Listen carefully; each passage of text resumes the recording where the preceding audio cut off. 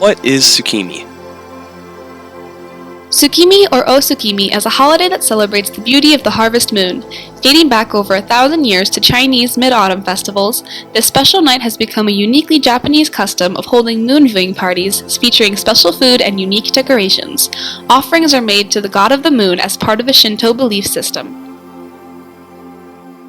Traditionally held on the 15th of the month, regardless of the phase of the moon, it has changed to coincide now with the full moon schedule.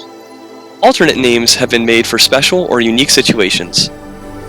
Imo Meigetsu, meaning potato harvest moon, because sweet potatoes and taro are common foods that are widely available during this time. Mugetsu, meaning no moon, identifies when there is no visible moon that night due to it being a new moon. Ugetsu, meaning rain moon, when the rain or clouds cover the moon. Even when the moon is not available to see, Tsukimi celebrations still happen. In the Heian period, the idea of Tsukimi traveled from China to Japan, where they celebrated the mid-autumn moon by reading poetry and watching the moon, often on boats to see the reflection on the water. In the Edo period, moon viewing evolved into extravagant late-night parties, but this ended when the Meiji period began. Poetry is still read, and Suzuki, or pampas grass, is still displayed, as it tends to grow at its peak around mid-autumn and is tallest by Tsukimi.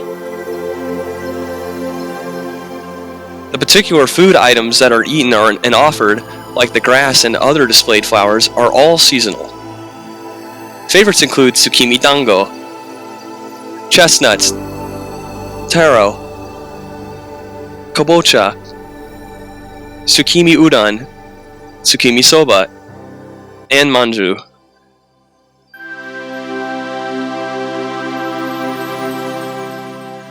An old Japanese folktale recounts that the moon was once inhabited by a very old man. He came down to earth one day and presented himself in disguise as a beggar to 3 animals he had seen, in hopes of deciding who was the kindest. He asked each of them for help. The monkey returned with fruit, and the fox brought back fish. The rabbit, however, couldn't think of anything to give. Rabbit gathered firewood to build a fire and offered himself for the old man to eat. Stopping the rabbit, the old man proclaimed him the kindest of all, and, as a reward, brought him back to the moon to live for eternity. Thank you for watching. Please enjoy the rest of the presentation.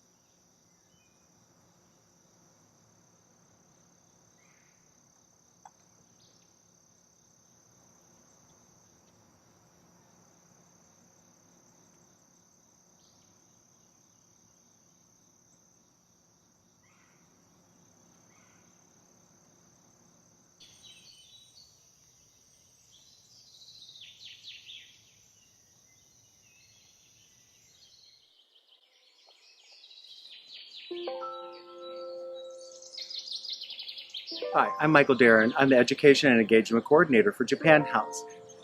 Hi, my name is Diana. I'm the Japan House Education Associate. Hi, I'm Mercedes Seacock. I am a gardener here at Japan House. And I saw this opportunity for Gardens for Peace, and I had seen it last year, and I thought, well, I think Japan House should do it. I think Japanese gardens everywhere have been so important for people's well-being and mental health, and we discussed it, and I signed us up. Diana came to me and said that she was interested in participating. We weren't sure how we would participate, if we would be open here at the university, if this would be an event that we would have for the public. Our footprint here in the University of Illinois is within the Arboretum, so we have a lot of people who are always coming by and looking at our gardens, and so we felt like this would be one of those places that they could come, maybe happen upon it, and then... When it comes to dry gardens, I know very little. I'm still very much a beginner, but I'm excited to learn more about it.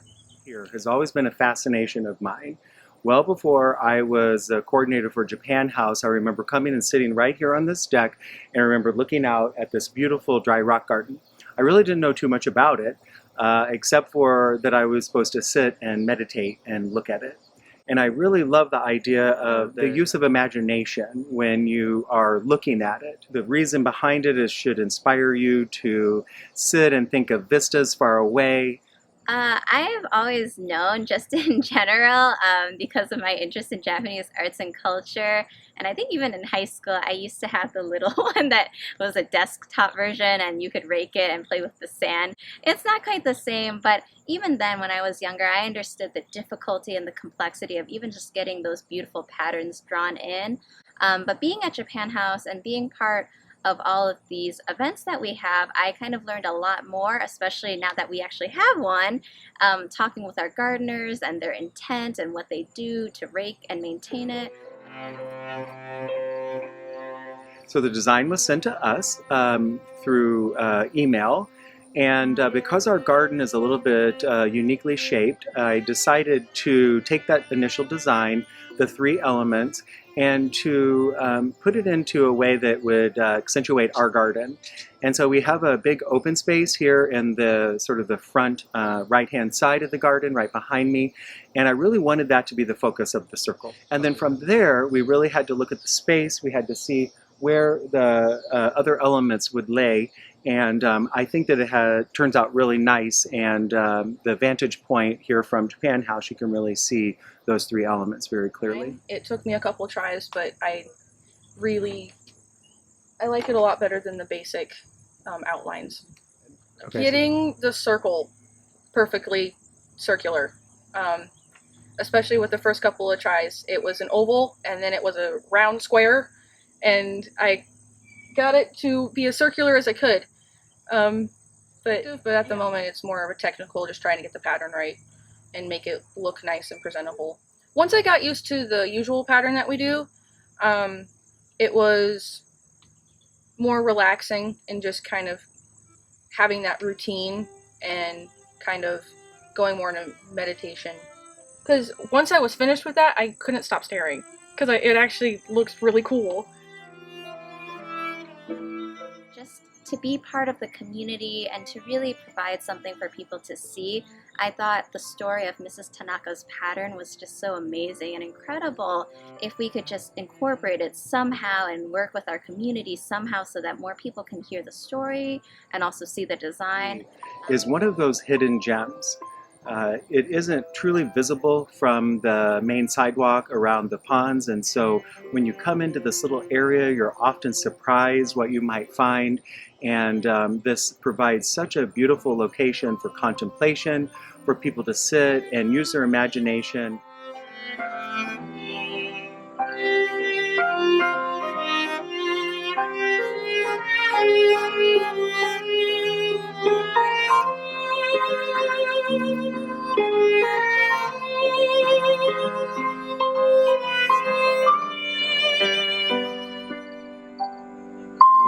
Thank you so much for joining us today. We hope that if you're ever in Central Illinois, you're able to come by Japan House and see us here in the Arboretum at the University of Illinois.